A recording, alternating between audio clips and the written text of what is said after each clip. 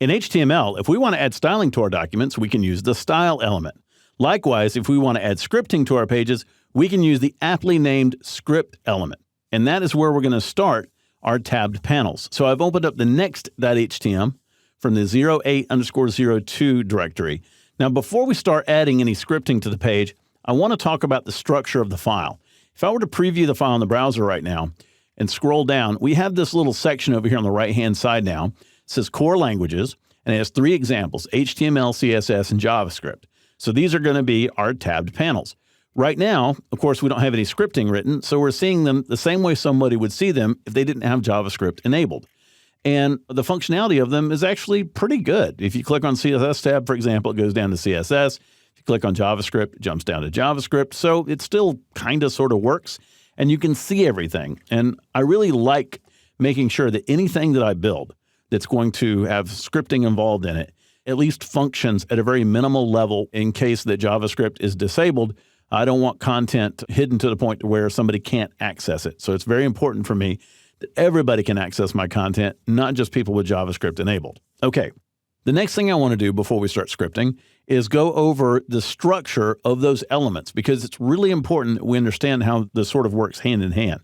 The way that you structure elements in your HTML matters greatly with the type of scripting that's required to control them. So if I scroll down a little bit and get into my main article, I can see that right here on line 28, I have another aside with a role of complementary. Semantically, this is related to the content on the page, so it fits. And it has a class of languages, and that's going to allow me to control it through CSS. Inside that, I have a heading 3 of core languages. So that is the title of the section, this aside that I'm in. And thereafter, I'm using divs. Now, remember earlier in the course, we talked about how divs allow us to group content together without having to have an explicit semantic meaning. So we have a lot of tabs going on here, and divs are extremely useful for grouping this type of content. The first thing that we have is a div that's with an ID of tab container. Now, the use of IDs here is really important because JavaScript allows us to do a lot of different things. One of the things that allows us to do is go through our document and retrieve elements or reference elements based on certain attributes. One of the attributes that it can reference is the ID attribute.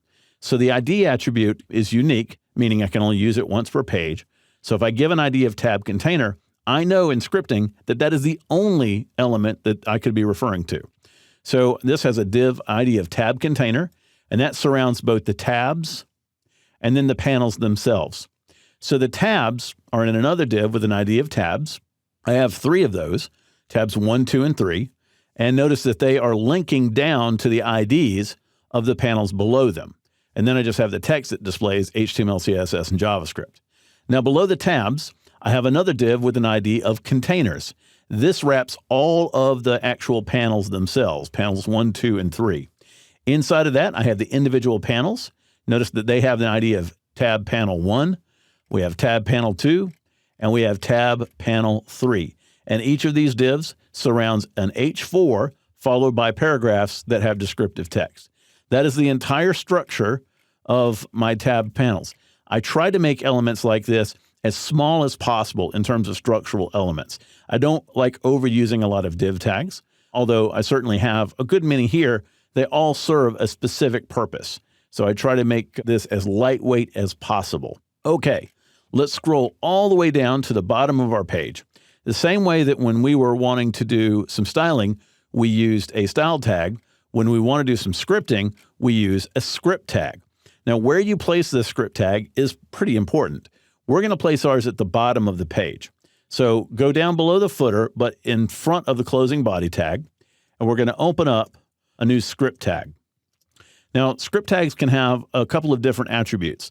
The only one we're going to use right now is type, and the type that we're going to give it is text/JavaScript. That lets the user agent know what type of script is being added. Now, once you open up a script tag, you also need a closing script tag. Essentially, we need to have our opening script tag with the attribute of type equals text JavaScript, and then a closing script tag. Now, with HTML5, we don't necessarily need to specify that type. The user agent can parse the script and pretty much assumes it's JavaScript, but I still think it's a good idea every now and then, especially when I'm not referencing an external script, to let it know what type of script is inside the script tag. All right, inside the script tag, I'm going to do a comment. JavaScript comments are just 2 forward slashes. So //, and inside that, I'm going to type in tabbed panels. And that's just a note to myself that, hey, my tabbed panel scripts are going to start here. We haven't done a whole lot of commenting in our HTML or our CSS, but commenting in JavaScript is really important. It's actually quite common for you to come back 6 months to a year later and forget why you wrote a function to do a certain thing. It's also very common for you to have to work on somebody else's scripts or for somebody to work on yours. These comments can help people know what a particular function is doing or what a line of code is doing, and it makes maintaining or working on somebody else's scripts a lot easier. All right, I'm going to go ahead and save that.